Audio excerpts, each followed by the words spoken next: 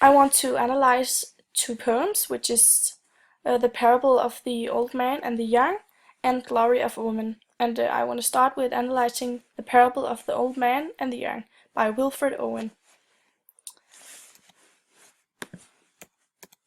And I want to start with telling about the message and the parables in this poem. And the message is that soldiers are being killed without any reason. And there is a parable to the Bible, which is Abraham stops sacrificing his own son and sacrifices a lamb or a ram instead. But in this poem, Abraham sacrifices his son anyway and half of Europe one by one. And there's also some symbols. And Abraham is a symbol of the government under World War I, and Abraham's son is a symbol of the soldiers under World War I, and the angel is a symbol of the dead and wounded soldiers, also under World War I. And there are some allusions to the World War I in this poem, and that is, for example, trenches and parapets, and belts and straps, and also the last two lines in the poem, which is, "But the old man would not so, but slew his son and half the seed of Europe one by one."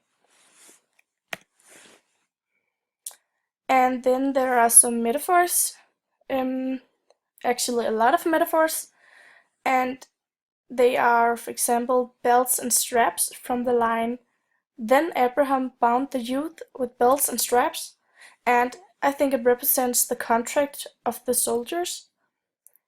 And also stretched forth the knife from the line, and stretched forth the knife to slay his son, is a line that tells me that it's like preparing the soldiers for war. And then there's this line, which is, "Offer the ram of pride instead of him." And ram of pride is a sentence which means the pride of the government. There's also seed from the line, "But the old man would not so, but slew his son and half the seed of Europe one by one," which in my ears means life, hope, and the young soldiers. And there is no end rhyme or couplets in this poem, but there is repetition, which is, for example, and the. And the poem sounds very old and biblical. The poem also shows us that it's written in a very religious time by because it sounds very old and biblical. That's why we can see it's written in a very religious time. And we see that by looking on the language also, which is very formal and stiff to read. And now I want to analyze and talk about The Glory of Woman by Sigrid Sassoon. And I want to start with telling about the message. I think that the message of the poem is that soldiers' wife, moms, etc., who's at home, doesn't have any idea of what is going on in the war. And an example of that is the two first lines: "You love us when we're heroes, home on leave or wanted in a mentionable place." It tells me that the women love what the soldiers are doing and they appreciate it, but they honestly had no idea of what was actually going on. And also the last line is very intense and creates a huge contrast. While you are knitting socks, his face is trodden deeper in the mud. It is a sign that while women are sitting at home and knitting socks for their loved ones, they have no idea that their heroes is dead. And the poem gives us a clear picture of women and their thoughts and feelings towards men during the war.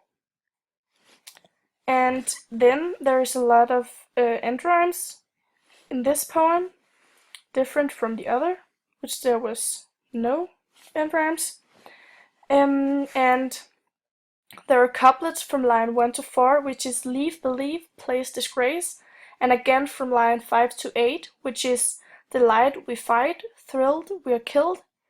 And afterwards there is a change in the rhythm, and there's still end rhymes, but now with a pause of two stanzas, and they sound "Retire by the fire," and they run, send your son, blind with blood, in the mud. Um, and I think that the meaning with this poem is that there is really a deeper meaning. And the headline of the poem is Glory of Woman, and glory is a word with a lot of meaning. And glory is a good thing, and it is a symbol of light and things that's just good. And good things will come to you, and it is something worthy. And that is why I think that this poem is a little bit ironic. Because these women, as I told before, is not aware of what is happening in the war with their men, and it seems like they don't even care. They're just living in their loved one's shadows. I think it is ironic because glory is the opposite of what their behavior is like, what the woman is like. Um, and the structure of the poem is like the poem is a sonnet, and there are 14 lines, and there's a lot of love mentioned in the poem. But again, this is really ironic. Um, Love is mentioned, but it's not proved. It is like the love is fake. And from the very start of the poem, we get a feeling of love, but not real love.